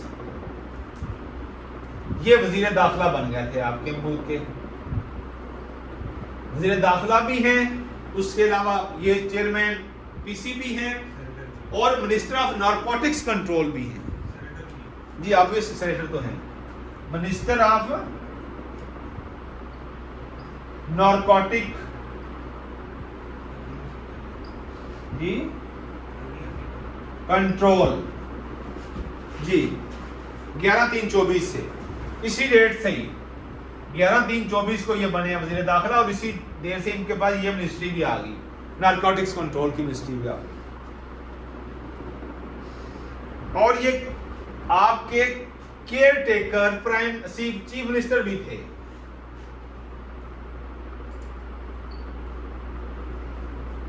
केयर टेकर सीएम भी थे और उसका पीरियड 22/1/23 से 26/2/24 22/1/23 से 26/2/24 है ये आप इसका टाइम पीरियड। ये जैली चीज आगे लिख ली है।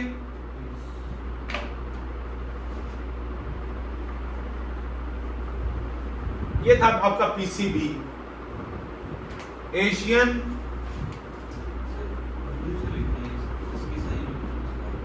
अच्छा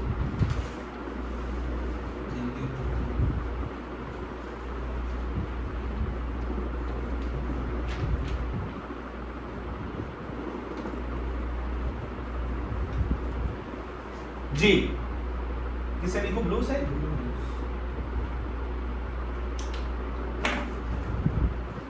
नेक्स्ट है जी पांचवा आपका कौन सा था चीफ जस्टिस, बल्कि जो इंपॉर्टेंट है मैंने वो लिखा है। सातवां आपका बहुत इंपॉर्टेंट चीफ जस्टिस है। नो ये वो आपका चीफ जस्टिस जब आपका मुल्क टूटता है तो उस टाइम 1971 में कौन चीफ जस्टिस था, कौन था? ये ना कि मुझे नहीं पता। Justice Hamoodur Rahman commission report बनी थी तो इसी नाम से ये सातवां आपका चीफ जस्टिस था। 7th चीफ जस्टिस कौन था? Hamoodur Rahman, justice Hamoodur Rahman.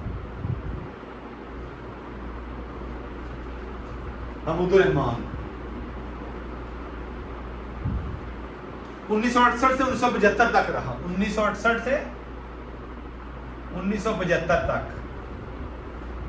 Chief justice रहे हैं ये।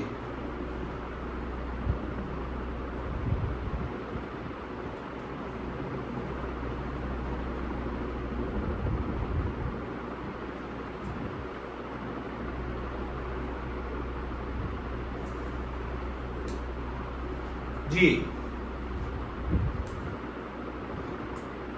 ये ढाका यूनिवर्सिटी बड़े पढ़े लिखे ये स्कॉलर किस्म के जोरिस्ट थे। जोरिस्ट क्या वर्ड यूज होता है? जोरिस्ट।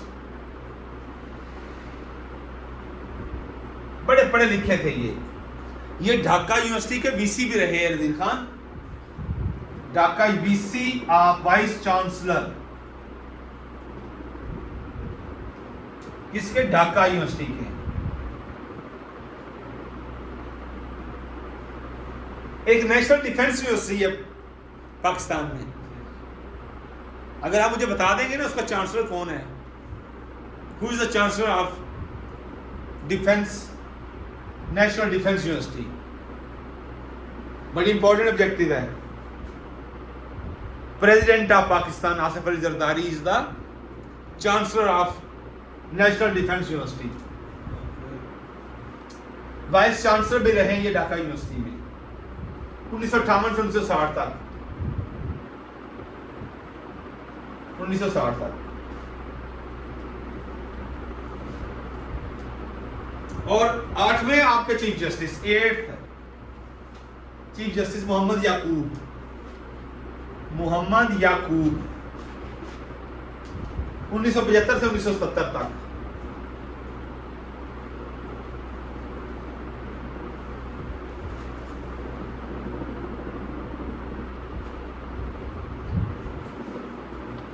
हमूदुर रहमान, ये इसकी यूनिकनेस ये है, ये चीफ जस्टिस थे जब ढाका फॉल हुआ है। ढाका फॉल 1971 में, दिसंबर 1971। कौन सी डेट थी? 16 दिसंबर 1971, fall of Dhaka.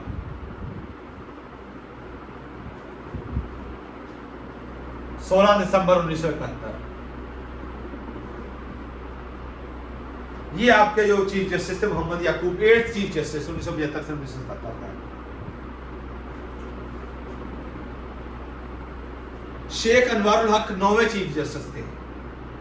9th Sheikh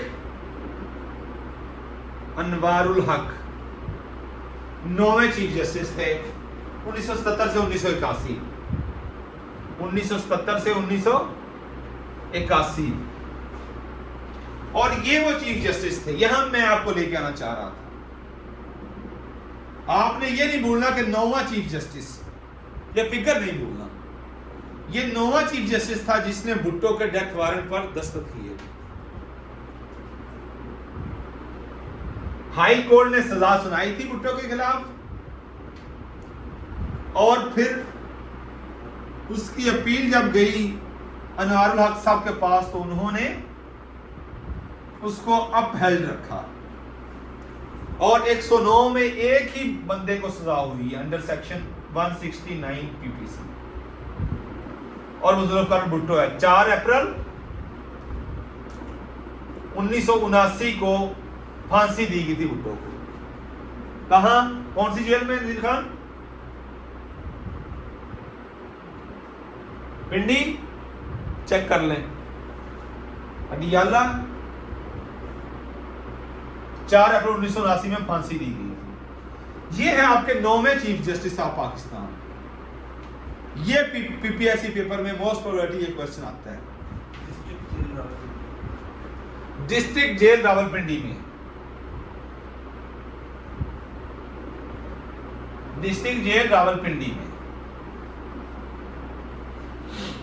Sheikh Anwarul हक, ये वो चीफ जस्टिस जिन्होंने भुट्टो के डेथ वारंट पर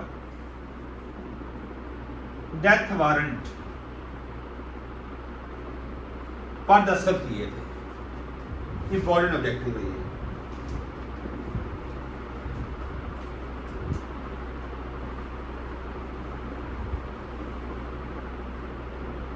मोहम्मद हलीम है,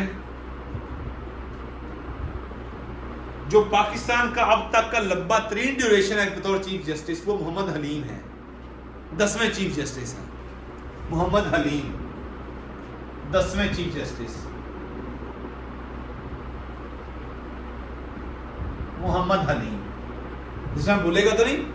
longest tenure and care chief justice 1981 से 1999 तक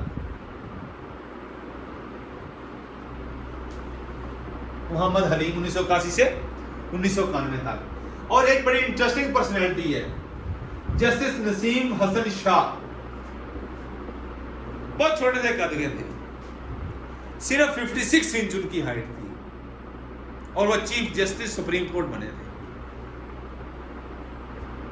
भुट्टो के केस में उन्होंने वर्डिक्ट दिया था। Dissenting note, justice Nasim Hasan Shah, Nasim Hasan Shah,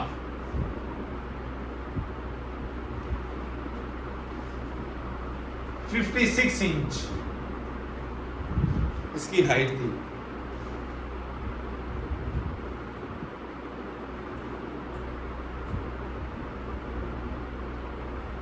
ये 39 साल की उम्र में हाई कोर्ट के जज बने। 39 साल की उम्र में, कहां लिखा था मैंने, ये 39 साल की उम्र में हाई कोर्ट के जज बने थे, और फिर 65 साल की उम्र में सुप्रीम कोर्ट के जस्टिस के तौर पर चीफ जस्टिस के तौर पर रिटायर्ड हो गए थे। और ये सुपीरियर कोर्ट्स में, ये यूनिकनेस है इसकी। सुपीरियर कोर्ट्स, जब मैं सुपीरियर कोर्ट्स की बात करता हूं उसमें हाई कोर्ट और सुप्रीम कोर्ट आती है। सुपीरियर कोर्ट्स का जो लॉन्गेस्ट सर्विंग जस्टिस, अगर ऑब्जेक्टिव आ जाए तो सुपीरियर कोर्ट्स के longest serving justice, chief justice की बात नहीं कर रहा, जस्टिस कौन है? नसीम हसन शाह साहब। 39 साल से 65 साल तक कितने साल बनते हैं? सॉरी 39, इतने साल ये जस्टिस रहे हैं, जस्टिस और एक और इंपॉर्टेंट चीज और आखिरी चीज देख लें, और ये जो हमारे आसफ सईद खान खोसा साहब थे चीफ जस्टिस, ये इनके दामाद थे। जस्टिस नसीम हसन शाह की जो बेटी है वो इनकी बेगम थी, आसफ सईद खोसा साहब, जो बाद में चीफ जस्टिस बने। ये होगी इसके हवाले से।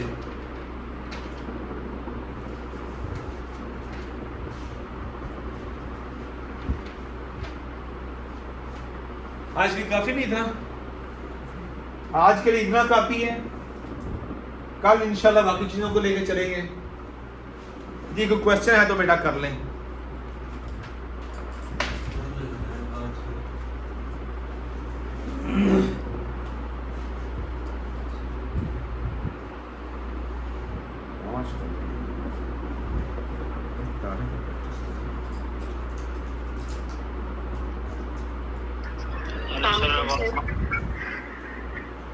जी बोल रहे हैं आप सर। जी बेटा, आवाज आ रही है आपको? जी जी आ रही है। पंखा बंद कर दें यार, पंखा चलते रहा है आज। यस बंद कर दो बेटा, एक सेकंड। जी तारिक,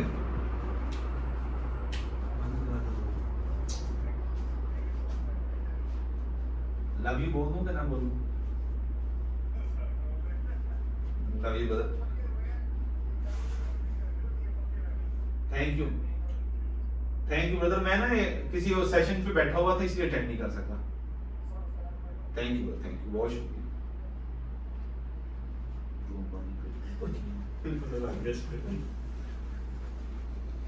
जी बेटा बोले। अस्सलाम वालेकुम सर। वालेकुम सलाम। जी बेटा। सर एक तो ये 1956 के जो आर्टिकल्स है ना वो 234 हैं। जी बेटा ठीक है।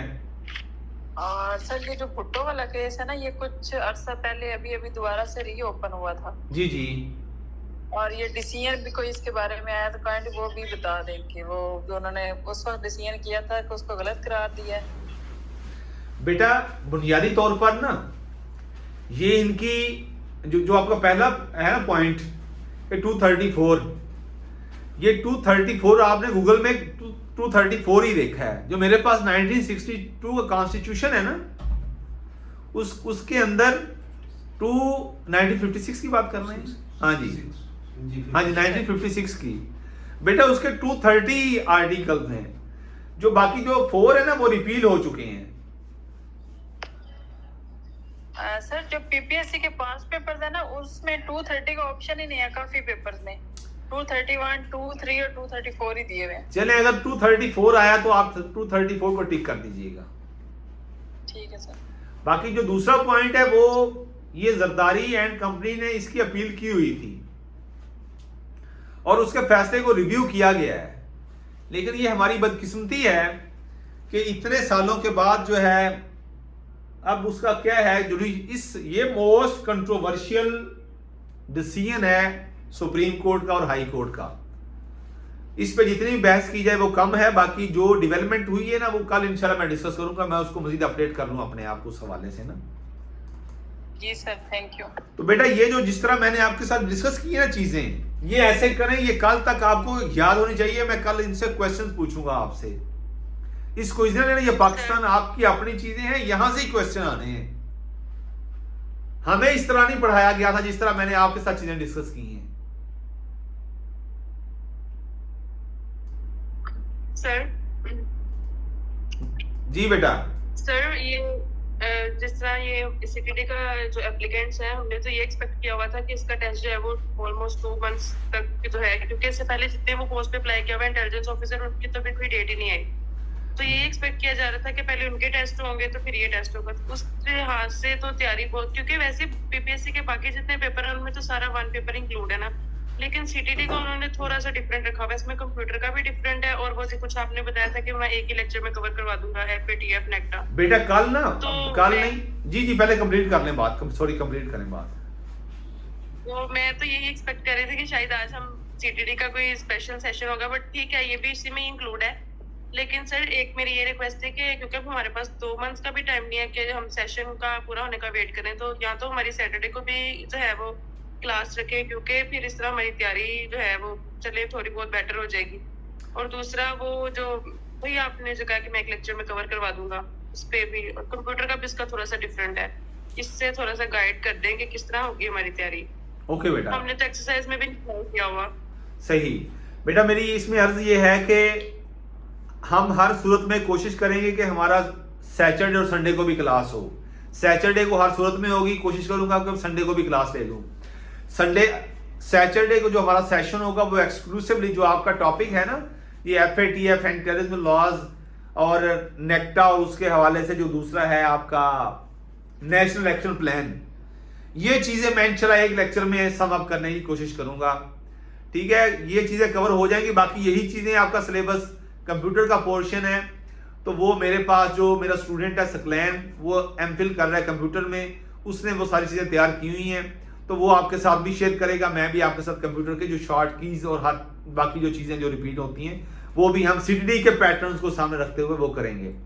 मेरा पहला ही पॉइंट ये था लेक्चर शुरू करने से पहले कि आपने पैनिक नहीं होना। चीजें यही हैं, अगर आप ऑलरेडी सुस्त हैं तो फिर तो आप पैनिक बनता है आपका। मैं नहीं एक्सपेक्ट करता कि आप ऑलरेडी बड़ा लेजी हैं, लिथार्जिक हैं अपनी तैयारी के हवाले से। वही पैनिक होगा जिसने पहले तैयारी नहीं की, यानी मेरे साथ वो चल नहीं रहा। जितना आज मैंने पढ़ाया अगर सिर्फ इतना ही आप रट लेना कल तक, तो मैं नहीं समझदा कि ये थोड़ा है। चीजों को लेके चलें, पैनिक नहीं होना, हवास को कायम रखना है, दूसरी पढ़ते रहना है। अल्लाह इंशाल्लाह कामयाबी देगा। एंड सर जो पहला कंप्यूटर का सिलेबस होता है ना, उसमें तो ये है कि सिर्फ MS ऑफिस इंक्लूड होता है, MS एक्सेल, तो इसमें रिपोर्टिंग भी है, ईमेल भी है, इंटरनेट भी है। बेटा सारे एरियाज आपसे डिस्कस करेंगे। मैंने कहा आपने बेफिक्र रहना है, आप मेरे साथ चलें। जो मैंने आपको आज पढ़ाया है वो कल आपको आना चाहिए। जी सर। आएगा ना, करेंगे ना तैयार? यस सर, इंशाल्लाह, लेट्स सी, इंशाल्लाह। ओके बेटा, मेहनत करें, दुरूशरी पढ़ें, वालिदैन को खुश रखें, नमाज पढ़ें। अल्लाह हम सब का हामी नासर, अल्लाह आसानियां पैदा करे और आसानियां तकसीम करने का शरफ बख्शे। अस्सलाम वालेकुम।